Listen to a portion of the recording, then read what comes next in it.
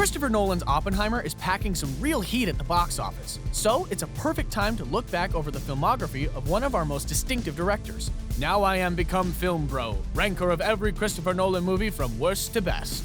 Introduce a little anarchy. It won't surprise you that Nolan's first feature is at the bottom of this list. The story of a man who, follows people around. It's a fascinating micro-budget movie that he financed himself and shot on weekends. You can definitely see the seeds of Nolan's future obsessions here. Non-linear storytelling, a well-dressed and kind of intense man doing weird stuff, but it's understandably rough around the edges. Not essential, but definitely interesting.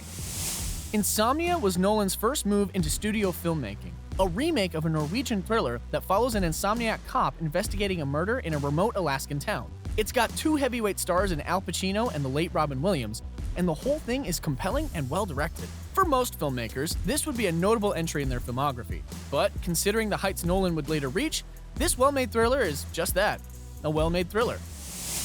The closing chapter of Nolan's Dark Knight trilogy has its defenders, who may be disappointed to see it so low on this list. It's definitely got some great ideas bubbling away under the surface, and the scale of the thing is impressive. But after the jaw-dropping, once-in-a-generation thrills of The Dark Knight, this third installment feels overloaded, and the storytelling is sloppy in a way that drags the whole thing down. It definitely feels like an obligation rather than something Nolan was fully passionate about. Nolan isn't just a big nerd for sci-fi concepts. He's also a history buff, and a World War II movie like Dunkirk was a great opportunity for him to flex those muscles. Of course, it's still very much a Nolan joint. He messes with perspective and the passage of time, and the sound mix, which is a real love-it-or-hate-it habit of his. But while the cast is full of pros, because of the compressed time frame, it's hard to really get to know any of the characters. Nolan is a more emotional filmmaker than people give him credit for, but critics definitely have a point when they talk about Dunkirk. It's hard to overstate how much 1997's Batman and Robin tarnished the Bat brand. Warner Brothers spent years trying to course correct, and hiring Nolan was one of the best decisions the studio ever made. Grounded and psychological, full of A-list actors taking the material seriously, the action is probably the weakest element, but even that kind of fits with the movie's moody, theatrical tone. One of Nolan's most polarizing productions, Tenet has been described as a vibes movie, and that might be the best way to experience it. Turn off your brain and just experience the craziness. It takes a handful of his obsessions and throws them in a blender. Timey-wimey storytelling, James Bond, serious men, high concepts explained in too much detail. Oh, and sound mixing that makes it difficult to hear the dialogue. In some ways, it's the ultimate Nolan joint. Which is to say, I understand people who hate it. But if you can get on its level, it's a trip. An unexpected swerve after Batman Begins, a lot of people hold The Prestige up as their favorite Nolan movie, and it's a solid choice.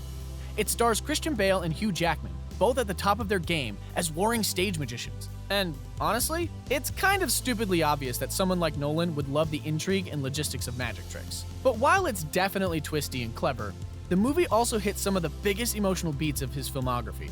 The relationship between the two magicians is tragic and really well played. If you haven't rewatched this one in a while, I recommend it. I wanted to do this whole video backwards as an homage to Memento, but someone pointed out to me that I'd just be ranking the movies from best to worst, which isn't really that interesting.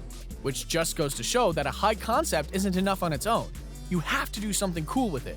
And Nolan certainly did something cool with his intricate noir thriller. Putting us right in the headspace of Guy Pearce's unreliable narrator, it's the movie that got people talking about Nolan as the next big thing. Christopher Nolan has been open about the fact that he struggles being away from his family for long periods while shooting movies, especially his kids. And if you didn't already know that, it's clear by the end of Interstellar. Because while this is a thrilling, high-concept sci-fi epic full of crazy cosmic visuals, time distortion, and plenty of big questions about the meaning of existence, it's also a story about the love of a father for his daughter. The big twist?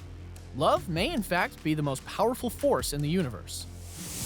Very much Nolan's blank check movie after The Dark Knight conquered everything, on paper, it's crazy to think of Inception as a mainstream hit. A talky sci-fi thriller about dreams and consciousness with multiple different time streams nesting inside each other, and characters who we really don't get to know beyond their names and job roles. But somehow, Nolan pulls it off.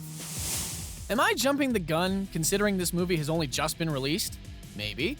But also, no. Arguably, only Nolan could make a 3-hour historical biopic about men in suits sitting around talking into a propulsive, mesmerizing thriller. But if the bar weren't already so high, I'd be tempted to call it Nolan's best.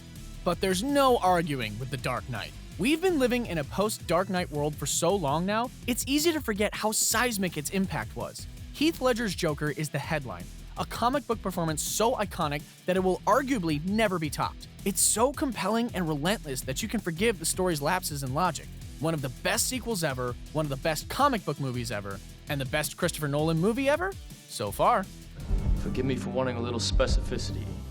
As one of our biggest blank check filmmakers, Nolan could pretty much do whatever he wants after Oppenheimer. But one project he's talked about in the past that would be super interesting is his potential remake of The Prisoner. The cult British TV show about spies, paranoia, weird island communities, and killer white balloons would fit Nolan's sensibilities perfectly. The campaign starts here. I hate when people talk during the movie.